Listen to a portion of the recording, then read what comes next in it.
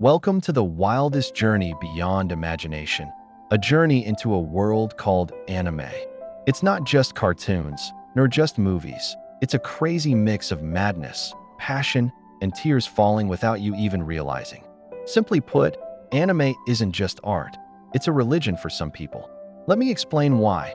Back in the day, before we invented the remote control, there was a crazy Japanese artist named Osamu Tezuka.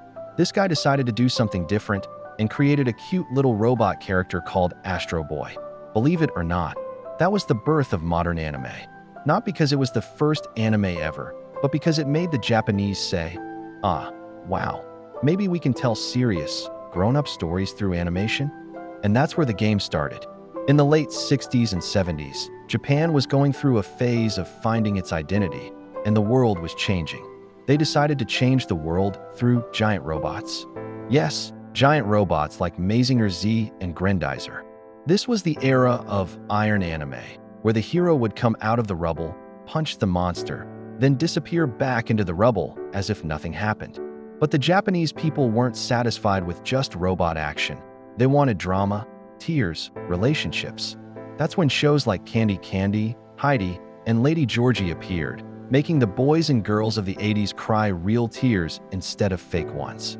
Back then, anime focused on values and morals, and a kind of sadness that makes you go to sleep hating the world. Then, the monster arrived. In the 90s, Japan exploded with shonen anime, targeted at rebellious teens craving shouting, battles, friendships mixed with betrayal, tears, and more shouting. That's when Dragon Ball appeared, with a hero named Goku whose hair looked normal, but when he got angry, he turned Super Saiyan, meaning yellow hair and blue eyes, and instantly became stronger than anyone on the block. And Dragon Ball didn't stop. Every time a season ended, a stronger villain came along, and the story turned into something like a university final exam. Will Goku save the planet? The answer, after 15 episodes of screaming yes. At this point, anime was no longer just for the Japanese audience. The world began translating, pirating, copying, and suddenly you found yourself understanding Kamehameha better than your multiplication table. Back then, anime was about a guy learning to fight, or a robot protecting the planet, or an orphan girl searching for her family and crying so hard you felt like she was your own sister. But all of it made your heart beat faster. But the biggest surprise came in the late 90s. 3 anime shows came together and flipped the game: One Piece, Naruto, and Bleach. This trio made every Arab kid, and sometimes some girls, memorize move names more than their friends' names. Each had a dream. Luffy wanted to become the Pirate King, Naruto wanted to be the Hokage, and Ichigo. Honestly, we never really understood what he wanted, but he screamed and fought, and we loved it. And that's when anime entered its golden age, when every household had at least one person yelling, "Baka ah," or pretending to do ninjutsu in the shower. Anime was no longer an elite or secret otaku thing. It was everywhere, on Space Dune, on CDs from the market, even secretly copied on flash drives. That's the story of anime, a world of madness, passion, and emotions that touch hearts worldwide.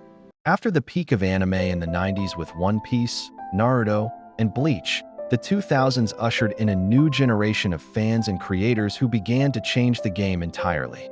One Piece. Created by Eiichiro Oda, One Piece wasn't just an ordinary pirate adventure. It was an epic saga about friendship, freedom, and the relentless pursuit of dreams despite all obstacles. Luffy, the main character, was a simple kid with a big dream: to become the Pirate King. His journey was filled with intense battles against powerful enemies, loyal allies, and mysterious secrets about the world. The story wasn't just about fighting. It was about the family he built with his crew and the deep themes of loyalty and sacrifice. Over decades, One Piece continued to captivate the world with its rich storytelling and unforgettable characters. Naruto, on the other hand, Naruto told a different story. Naruto Uzumaki, an orphan shunned by society because he carried a 9-tailed fox demon inside him, became a symbol of hope and perseverance. His story revolved around his goal to become the Hokage, the leader of his village and the strongest ninja. The anime offered a deeply emotional journey full of drama, internal struggles, powerful friendships, and painful betrayals. Naruto wasn't just about battles. It was about self-acceptance, fighting against injustice, and the true meaning of family and friendship. Characters like Sasuke, Sakura, and Kakashi added layers of complexity, making the story long and compelling. The series, including Naruto Shippuden, spanned nearly 20 years and left an indelible impact on millions worldwide. Attack on Titan, entering the 2010s, a radically different anime shook the scene with a heavy impact.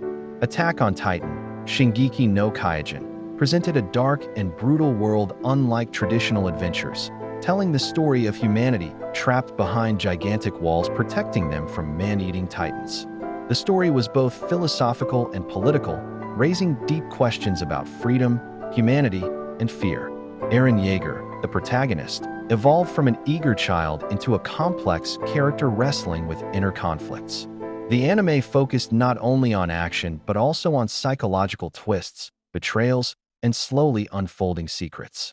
Its dark cinematic style made it one of the greatest modern animes, deeply influencing anime culture worldwide. During this era, production techniques advanced significantly, and anime became widely available on digital platforms like Crunchyroll, Netflix, and Amazon Prime. This helped anime spread globally like never before. Anime culture flourished everywhere, from huge conventions to online communities. Today, anime spans every genre, from action and drama to horror and romance. There's also a strong focus on deeply layered stories tackling psychological and social issues, as seen in recent hits like Demon Slayer, Jujutsu Kaisen, and Chainsaw Man.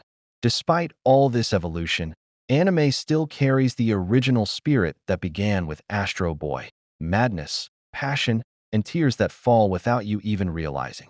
It's a global art form, a culture, and a way of life for millions of people.